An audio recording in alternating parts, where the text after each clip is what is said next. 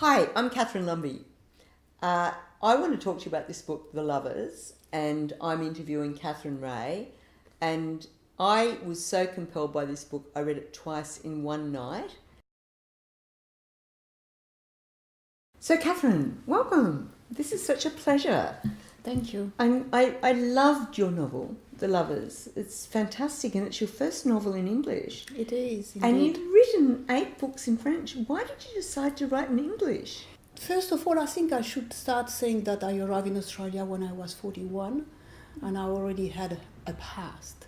I mean that I had already published in France and published in French. And so 41 means that English is not my mother tongue. It's what you call my second language. So there is a lot of process, even though I learn English at school and at university, there is a whole process of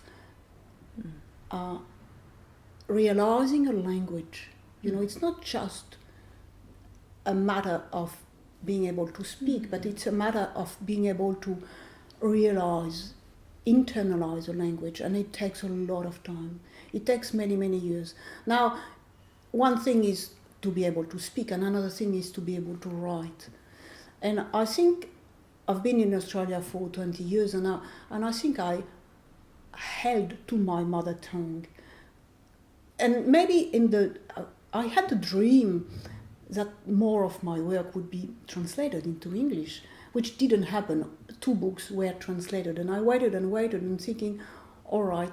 And I kept writing in French and being published in France, and that experience was so isolating.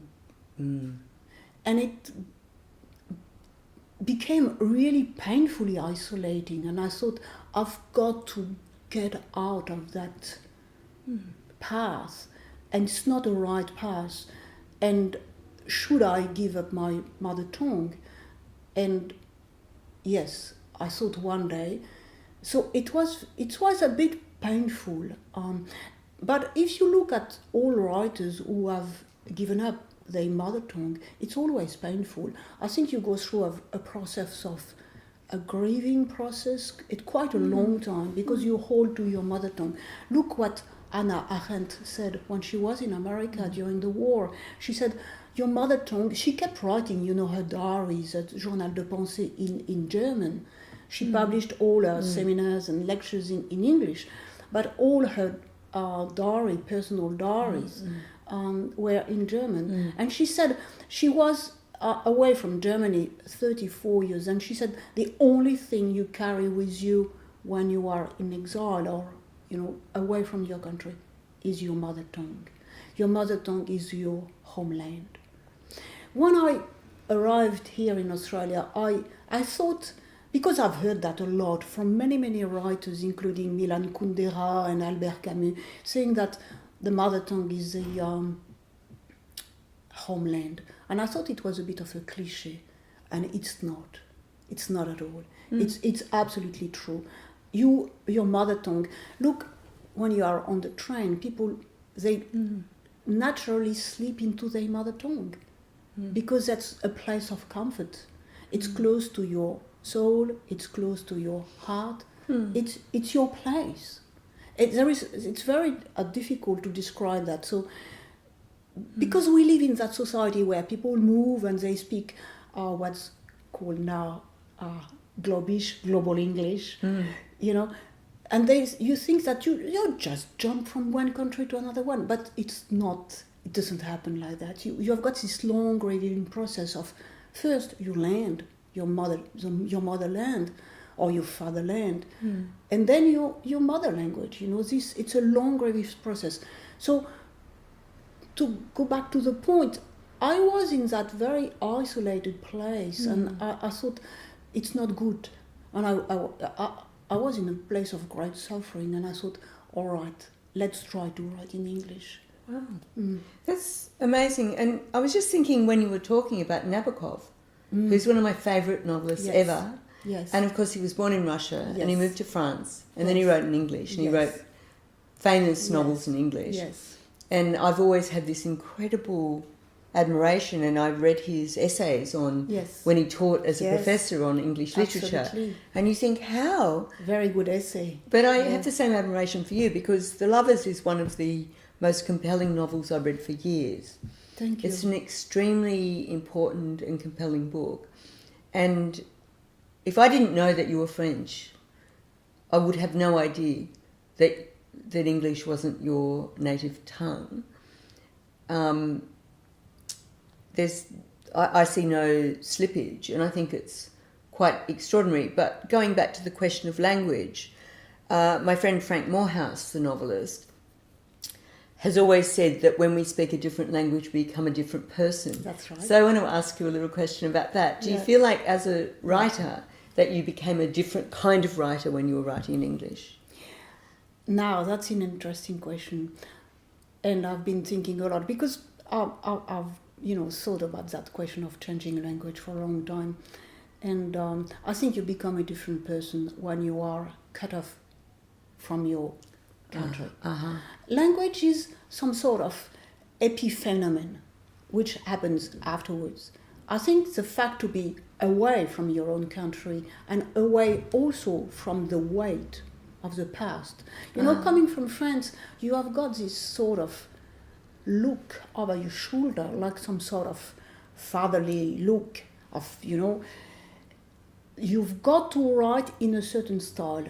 And the fact to be cut off from your roots give you that freedom. It's not so much the language than the fact to be far away.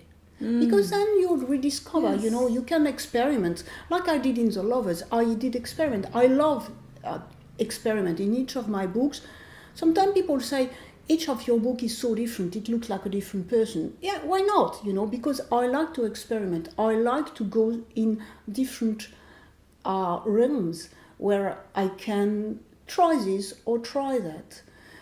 So it's a fact to be away, and actually Julia Kristeva says it beautifully in Stranger to Ourselves. The fact to be away gives you that sense of freedom, and suddenly you find in yourself a form of freedom, a form of an other self, which cannot be explained. So to go back to your question, I think language is a consequence. I would say the cause is being cut off. Being cut off. It's a bit like when you're a teenager. You leave home and suddenly you have got this feeling of freedom, this sense of freedom you've never had before. So, Catherine, the structure of the novel is not just unusual, it's actually, I think, amazing. It was surprising and compelling. And the novel is told through a series of statements made to a policeman, but we never really, the main characters never tell us anything, like Ernest and Lucie. So can you talk a little bit about why you structured it that way, and about, it's fascinating, because what I loved was at the end of it, we draw our own conclusions. You're not telling us where to go. Yeah, the structure, took me a long time. It took me years to get to that structure.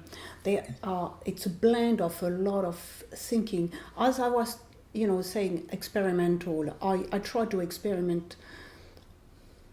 I think the traditional novel, even though I was thinking, all right, traditional novel is good, but there is a complexity of life sometimes you cannot capture. And I wanted those different layers of understanding of a character. And I wanted to have this central character, this missing piece, Lucie Bruyère, and some sort of people going around and looking at her and thinking about her, like a bit in life, the complexity of life. We think about this person, we think, oh yes, that's a great person. And another one we say, oh, you think it's a great person? I don't think so. Another one we say, no, he is great. And that is life. That's life, It moves. It's not one, set in stone. It's plastic. It's plastic, It's the eye, the eye of the philosophy. Where is the eye? The eye doesn't exist. There is this emptiness of the eye. So that sort of moving around one character was interesting. And Lawson, I really like Lawson because he doesn't say nothing, he never appears. He's silent. He's completely silent. And after a while I thought, it's interesting. It's like being on the couch at the psychiatrist and talking to this absent fellow, which is in your back, never says a word. You wish he'd say something, but he's completely absent, he's completely there. And then people can go on that sort of free association, like the sister, the sister is missing, she doesn't know, and she started talking about swimming pool, her swimming pool, that she wanted a swimming pool, and that sort of free association, a bit crazy, they all go a bit on a rant, and I thought it was quite interesting because it was that sort of absent figure behind, in your back, you're laying on the couch, and then you started to tell your little story. And then the statement, I looked at the structure as a play, so you've got 5 acts, and each act is of a period of 8 days. So it's always, it's very structured, and each character appears and makes its statement.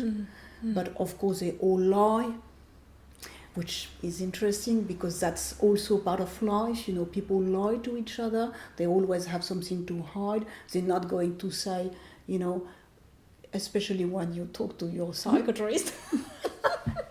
Or when you tell your doctor whether you drink or smoke, right?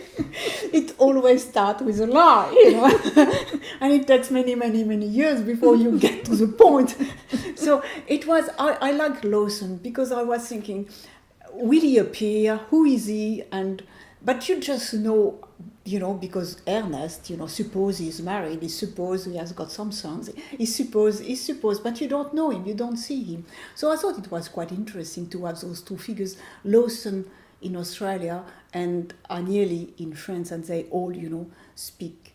And it was interesting also to have it implicit dialogue, it's a trick of playwrights, when you are on the phone and you talk to someone and you say, oh, you've been to Thailand, really? With Bob? Oh my God, Bob!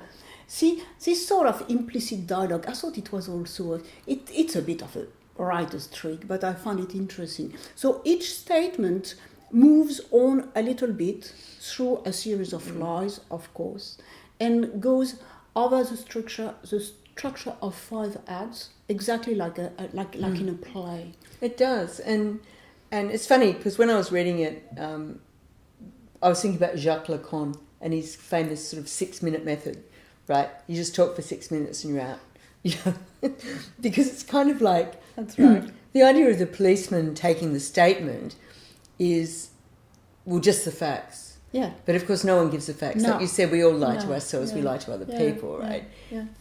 But I mean, when I got to the end of the novel, and I read it twice, like really quickly, I read it twice, and because it was so compelling, and I'm like, Lucie, like very quickly as I got into the narrative, I cared about her. I was like, where is she? Yeah. Like, what's happened? I don't really like this Ernest guy. Yeah. I don't really trust him, and I don't trust the other people. Yeah.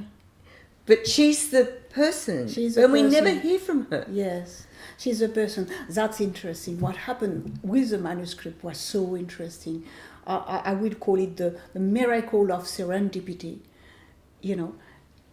Something happened in the manuscript. I worked on that manuscript for years, and Lucie was part of the story. So she was part of the story, she was a character, and it just didn't work. It didn't work. I wrote it again and again and again. It didn't work. And one day, I removed Lucie from the story.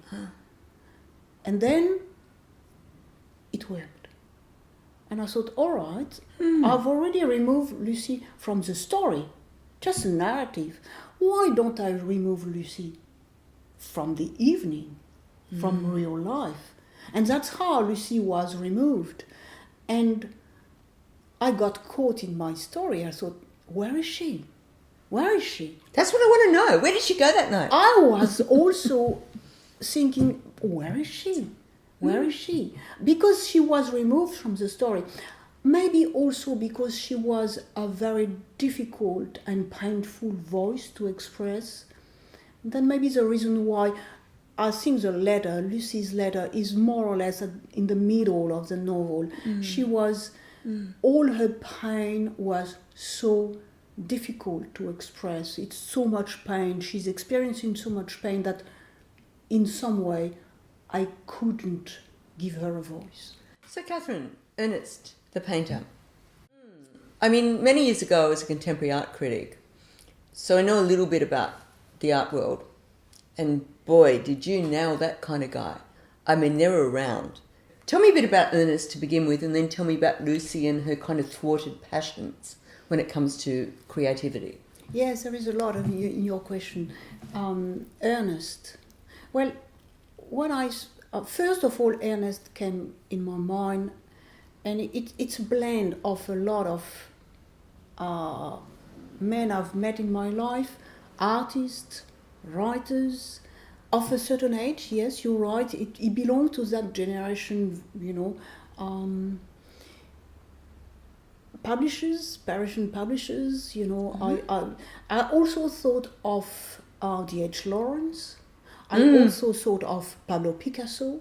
It's a blend of all that. It took a while, and when I got to Picasso, I thought, I already had Ernest in mind with that blend of all those different men I've met in my life. But when I came to Picasso, I thought, maybe that's where it's getting hot. So that's interesting about Ernest. So I want to know a bit more about Lucie and her thwarted creative practice.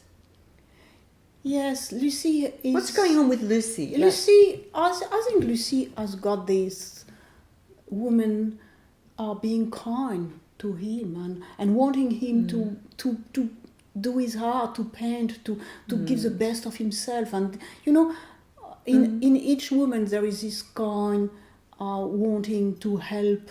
And I think she has got that wanting to help him. She's in love with him, even if he's a monster. And slowly she realizes he's not that great, and he's just, starting to kill her in some ways, and to kill her creativity, and to kill her life, and to kill what's inside her. And that's it. It's too late. When she realizes, it's too late.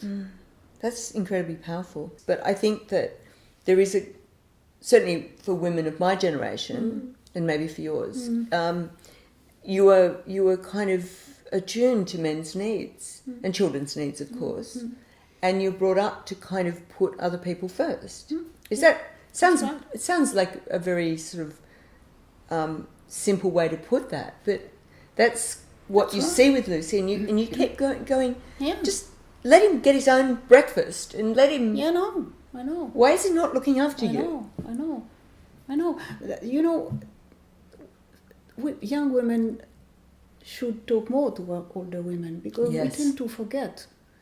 When I was a teenager, I wasn't raised to be married, but I ran away from home at 17 and never came back. But my father said, we better marry her, we better marry her because she's a bit of a rebel, and it's not good. It's not good. Luckily, I never came back, and they never see me again. It didn't work. No, it didn't work at all. It didn't work. But my father, first thing he said, we better marry her. So I studied and again run away, and again run away from France, and again went to Australia. I ran away. I think I've run away my whole life. I don't know what I'm trying to escape. Catherine, music plays a very important part in this novel, and it crops up in a range of characters and scenarios. I'm just interested in what is your relationship with music, and why does it play such a prominent part? It does play a very, very prominent part. It's quite, the book is dedicated to Etienne, and Etienne is Etienne Pasquier. Etienne Pasquier died in 1997.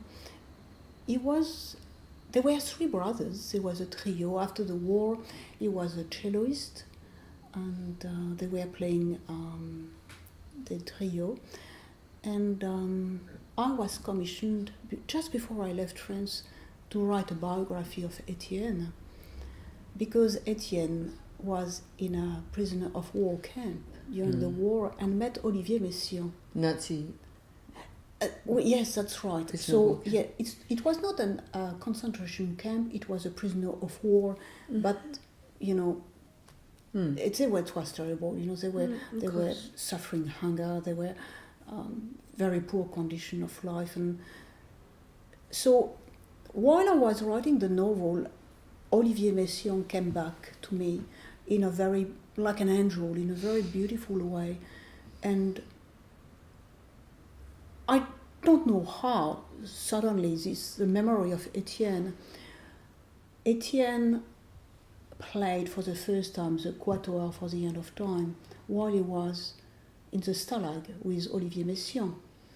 And that was such a beautiful, powerful story that I had it in my mind for many, many years. I didn't write the biography of Etienne. He had poor memory, but he was telling me about Olivier Messiaen constantly, and I had no idea back then, and maybe I've heard Olivier Messiaen, but the Quatuor for the End of Time, and then I listened to the Quatuor for the End of Time, and they perform the four of them, because it's a Quatuor, for the first time, the 15th of January 1941, in that Stalag, in front of, I said it in the book, I think 3,000 prisoners. And Messiaen said, I have never been listened to with such concentration and such passion and such. Wow. So that was Messiaen. And then, you know, life, and Olivier Messiaen came back in the book in the form of who he was and what he was achieving through his music. And he was achieving a work of art and a work of spiritual life.